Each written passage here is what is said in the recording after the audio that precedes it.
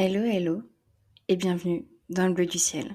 Aujourd'hui, on va commencer par un petit trigger warning. Je vais vous parler d'anxiété en imaginant tous les symptômes, pas pour romantiser ce trouble, mais pour que ceux qui ne comprennent pas, ne savent pas ou ne le conscientisent pas puissent comprendre le plus simplement possible ce que ressent une personne anxieuse. Mes mots peuvent être crus, violents et ne concernent que moi et mon ressenti.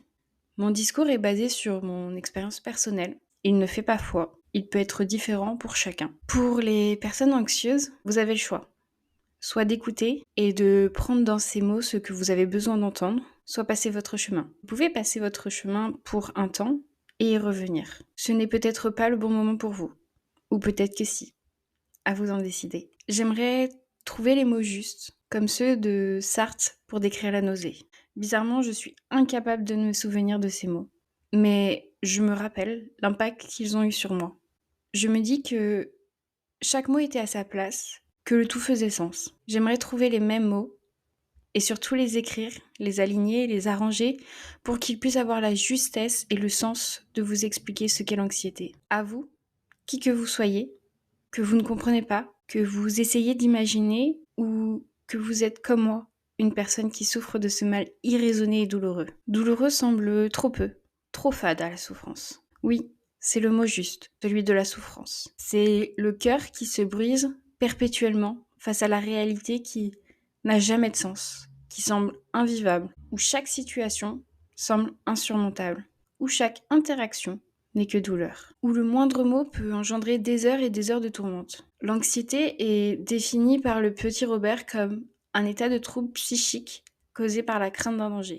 Une explication qui, pour moi, est dénuée de sens. Passons à la suivante. Pour l'Association des médecins psychiatres du Québec, l'anxiété est une émotion désagréable qui combine des symptômes psychiques. Le cœur bat vite et fort, la respiration semble difficile, présence de sueur, tremblements, étourdissements ou de mains moites, corps crispé, muscles tendus, et des pensées anxieuses. Inquiétude, rumination, obsession, doute, crainte. C'est une définition qui me semble plus juste, mais elle ne vous explique pas.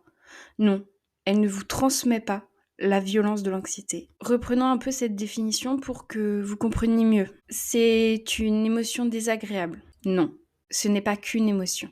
Ce sont des émotions qui ne sont jamais qu'une émotion, mais un tremblement de terre, un séisme, un tsunami, qui vient toujours tout remettre en question. C'est trop de pensées dans la tête, qui tournent sans cesse, qui se bousculent, qui rentrent en collision et s'entrechoquent pour exploser en vol en milliers de morceaux, qui continueront, eux aussi, leur course folle, recommençant inlassablement ce cycle perpétuel qui ne s'arrête jamais. Parlons maintenant des symptômes physiques. Pour moi, mon cœur bat vite, certes, mais plus que ça. Car c'est comme s'il courait comme un dératé, comme si quelqu'un le poursuivait, comme s'il y avait une urgence, comme si la vie en dépendait, comme si le monde allait exploser. Non, comme s'il allait s'arrêter, s'effondrer, se désagréger. C'est la peau qui brûle. Comme si le feu qui se trouvait dans ma tête s'était propagé pour mieux se détruire le peu de sérénité, de confiance et de paix qui pourrait rester dans mon être. Ce feu vous fait transpirer le visage, les aisselles, comme si l'anxiété essayait de sortir du corps pour vous englober totalement. Cette anxiété, elle se répand alors sur mon corps. Mes muscles se tendent, jusqu'à ce que la douleur disparaisse pour que tout s'engourdisse. Le corps ne comprend plus rien, se met alors à trembler, car c'est son seul moyen de se battre. Pour la respiration, elle n'est pas difficile. C'est un doux euphémisme pour dire que je suis simplement en train de m'étouffer, de me noyer, de me débattre contre ce monstre qui m'avale. C'est faire une crise d'asthme sans en avoir. Ce n'est pas seulement manquer d'air, c'est le corps et les poumons qui ne veulent plus d'air. C'est mon corps qui essaie de faire s'éteindre mon cerveau à marche forcée pour fonctionner à nouveau correctement. C'est arriver au bord de l'inconscience pour que votre cerveau arrête simplement de penser. Enfin, de tourbillonner dans tous les sens à la force d'un cyclone. C'est simplement redémarrer. J'aimerais vous dire que j'ai trouvé la recette miracle, mais ce n'est pas le cas. J'ai essayé perpétuellement de faire mieux, d'aller mieux. Mais la peur est irrationnelle. Et comme une personne toxique, elle se rappelle à vous régulièrement pour que vous retrouviez ses bras, à la fois source de souffrance et confortable, car ils sont ce que vous avez toujours connu, une forme d'emprise. J'ai tout essayé, écarter les sources de stress potentiel, mais c'est si compliqué. Quand une situation inconnue est toujours source de peur et de stress. L'inconnu est ma plus grande peur, car je ne peux pas identifier ou contrôler les sources de danger. Parce que, d'après le petit Robert, c'est de ça qu'il s'agit. Et le pire, c'est qu'avant l'instant T, tout est anxiogène.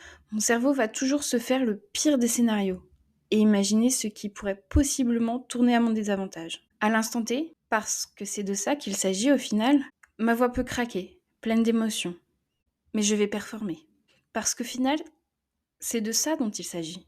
La performance que l'on offre, propose, réussit à faire à l'instant T.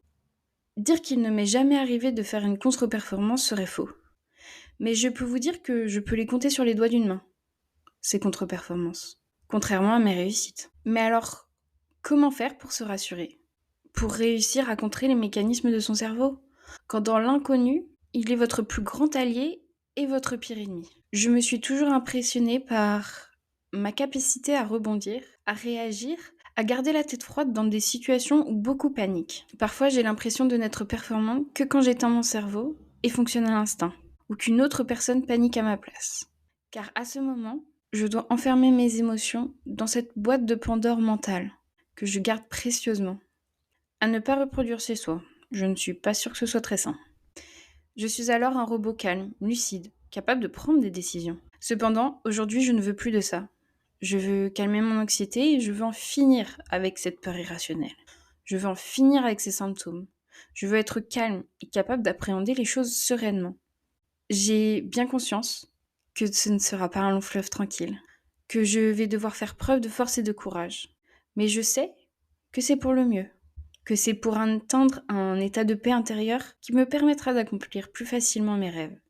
Et surtout, qui me permettra de mieux vivre ma vie. Je souhaite aux personnes qui ne comprenaient pas l'anxiété avant ce podcast de l'avoir compris. Je souhaite aux personnes souffrant d'anxiété de trouver leur paix intérieure. Ne restez pas seuls.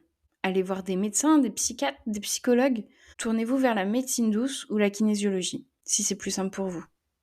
Mais agissez, car vous avez le droit d'être serein ou sereine. Ce podcast, c'est un peu une lettre à vous, mais surtout à moi.